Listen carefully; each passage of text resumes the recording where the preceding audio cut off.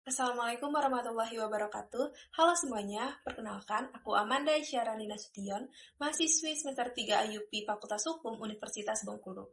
Kali ini aku bakalan ngebahas beberapa pasal-pasal yang fenomenal atau kontroversial yang ada di KUHP baru. Sebelum kita masuk ke videonya, aku mau nunjukin infografisnya terlebih dahulu. Kalian bisa pause videonya untuk membaca lebih jelas ya guys.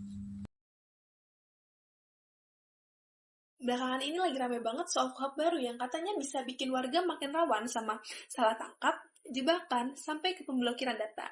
Sebelum kita ikut panas duluan, coba kita pahami dulu, apa sih KUHP itu? Jadi sederhananya, KUHP atau Kitab Undang-Undang Hukum Acara Pidana adalah kumpulan aturan-aturan yang mengatur hak warga saat berhadapan dengan hukum pidana, mulai dari penyelidikan sampai keputusan di pengadilan. Nah, KUHP yang masih berlaku di Indonesia saat ini adalah KUHP yang tahun 1981. Teknologi dan cara kejahatan kan sudah jauh berubah, jadi perlu penyesuaian hukum, makanya dibuat RKUHP.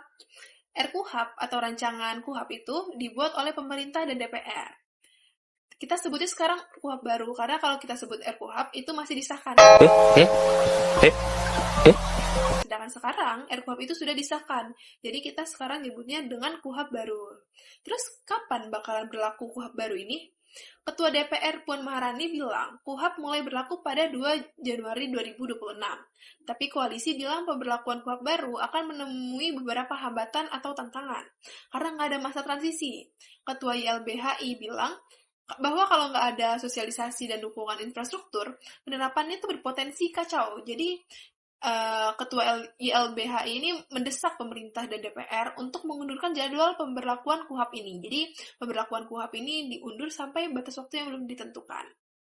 Nah, sebelum masuk ke pasal kontroversialnya, kita masuk dulu nih ke alur proses pidana. Biar kamu nyambung, kamu harus tahu tahapan hukum pidana di Indonesia. Nah, tahapan hukum pidana di Indonesia itu yang pertama dilakukan itu adalah penyelidikan. Jadi di proses penyelidikan ini, aparat bakal cari nih, ada nggak unsur tindak pidana di peristiwa ini? Kalau misalnya ada, bakalan lanjut ke proses kedua yaitu penyidikan. Di penyidikan akan dicari nih bukti, saksi, dan juga tersangka akan ditahan. Setelah terkumpulnya cukup bukti, kasus bakalan dibawa ke jaksa. Nanti jaksa yang putuskan kasus ini layak dibawa ke pengadilan atau enggak. Nah, proses ini disebut dengan penuntutan. Lanjut dari proses penuntutan akan dilanjutkan proses persidangan. Di proses persidangan, hakim itu akan mengadili, mendengarkan bukti, saksi, pembelaan jaksa, dan juga argumen jaksa dan juga argumen pembela. Lalu setelah itu akan masuk ke putusan. Di putusan, hakim akan memutuskan apakah orang ini bersalah atau tidak bersalah.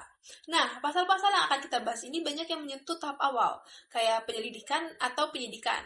Kalau di tahap awal aja udah bisa disalahgunakan, otomatis hak warga lain juga bisa ikut terancam. Nah, kita masuk ke materi. Pasal pertama yang bakal dibahas itu adalah pasal 5 tentang upaya paksa di tahap penyelidikan. Apa sih yang diatur di pasal ini? Jadi pasal 5 ini memberi wewenang kepada penyelidik dengan perintah penyidik untuk melakukan tindakan upaya paksa seperti penangkapan, penggeledahan, penahanan, dan penyitaan, bahkan pada tahap penyelidikan. Bahasa bayinya, bayangin nih, masih diselidiki tapi aparat udah boleh menggeledah rumah kamu, nyita barang atau bahkan menahan. Padahal di tahap penyelidikan statusnya itu belum pasti, belum ada nih kepastian siapa tersangkanya. Kenapa pasal ini menjadi sorotan? Karena tahap penyelidikan itu statusnya kan masih awal, bukti dan fakta kan belum matang seperti yang udah aku bilang sebelumnya.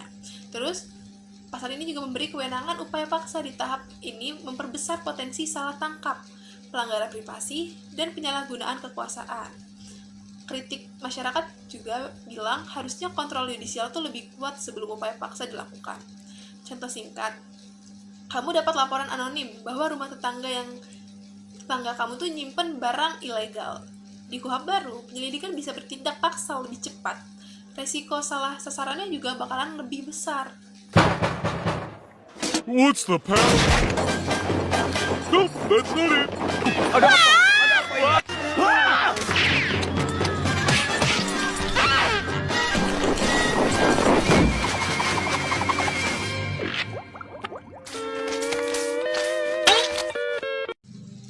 Masuk ke pasal ketiga, yaitu pasal 16 tentang penyamaran dan pembelian terselubung. Di pasal ini, aparat bisa lebih leluasa ngejebak warga. Apa sih yang diatur di pasal 16 ini? Jadi, di pasal ini aparat boleh melakukan penyamaran atau undercover dan pembelian terselubung. Hal ini bisa dilakukan di tahap penyelidikan sebelum status tersangka. Di RKUHP 2025 pasal 16 disebutin gimana cara penyelidikan dan sasarannya. Masalahnya ada di ayat 1E tentang penyamaran dan 1F tentang pembelian terselubung. Bayangin, ini di tahap penyelidikan loh. Yang belum tentu benar, bisa aja kamu dijebak dan dijadiin tersangka palsu. Bahasa bayinya gini, kamu suatu waktu pengen punya peliharaan, terus kamu nyari-nyari lah COD biawak di Facebook.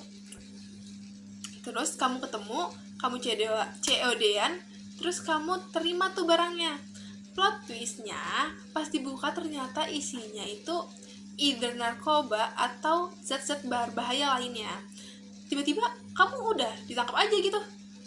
Polisi emang sebenarnya bisa sih pakai teknik kayak gini, tapi itu di tahap penyidikan, bukan penyelidikan.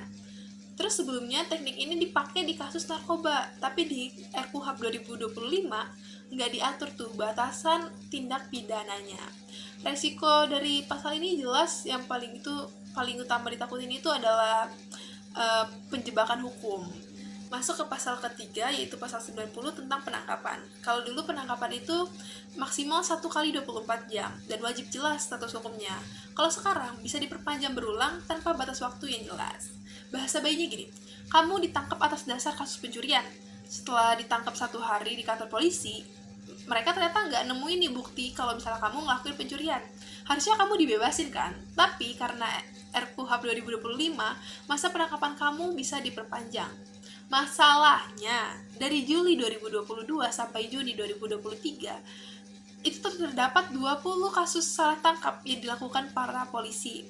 Yang lebih bermasalah, nggak ada peraturan yang mewajibkan seseorang dihadapkan ke hakim pasca ditangkap.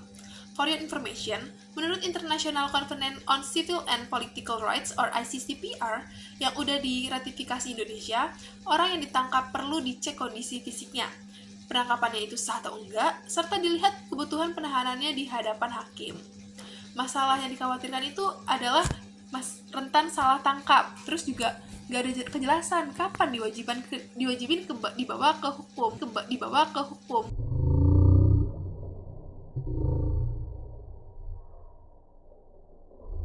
Hal ini tuh bertentangan dengan prinsip dari ICCPR. Cukup sudah penjahat. Tapi aku tidak pernah melakukan kejahatan. Katakan itu pada hakim pembohong.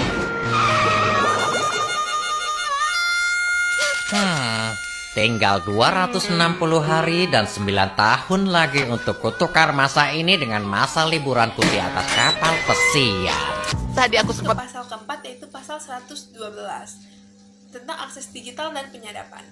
Jadi intinya pasal ini aparat itu boleh meminta data digital, akses perangkat elektronik, bahkan ambil alih akun di medsos. Nah, hal ini bisa dilakukan tanpa izin hakim terlebih dahulu dalam kondisi tertentu. Contoh nih, kamu cuma saksi, tapi HP kamu diperiksa, chat kamu disalin semua, padahal banyak privasi yang nggak ada hubungannya sama sekali sama kasus. Masalahnya, privasi digital itu rawan dilanggar. Terus standar keadaan mendesak itu juga nggak jelas nih gimana. Data juga bisa diambil lebih luas dari yang diperlukan sama para penyidik. Lanjut ke pasal kelima yang sekaligus pasal terakhir, yaitu ada pasal 140 ayat 7 dan ayat 8 tentang pemblokiran aset dan data. Kalau kita lihat dari pasal 140 ayat 1 sampai 6, sekilas emang pemblokiran itu harus mendapatkan izin dari Ketua Pengadilan Negeri terlebih dahulu.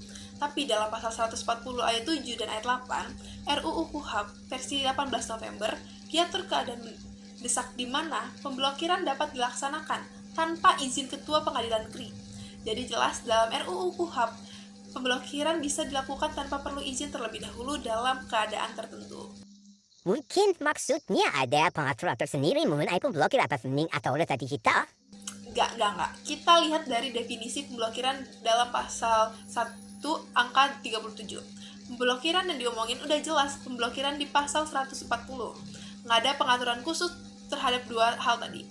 Bahasa bayinya, rekening kamu terblokir dulu, baru nanti diperiksa salah atau enggaknya belakangan. Nah, problemnya, kalau kamu mungkin nggak bersalah, hidup kamu kan udah keburu kacau duluan kan. Kritik utamanya ini nih, kewenangan besar, kontrol yudisial terlambat. Resiko salah blokir juga yang nanggung yang bakalan dapat dampaknya itu ya bakalan warga juga yang terganggu. Nah, kesimpulannya, KUHP baru sebenarnya tuh punya tujuan yang baik, ngejar kejahatan yang makin canggih, tapi beberapa pasal memunculkan ruang penyalahgunaan kalau pengawasannya itu lemah. Harapannya, aturan pelaksanaan, peraturan Kapolri atau PP itu harus memperjelas prosedur. Pengawasan hakim juga harus diperkuat. Sosialisasi juga ke masyarakat itu penting. Kita tuh harus tahu hak kita sendiri ini apa. Hukum itu bukan untuk menakuti warga, hukum itu untuk melindungi warga. Mungkin sekian dari saya, kurang lebihnya mohon maaf. Wassalamualaikum warahmatullahi wabarakatuh.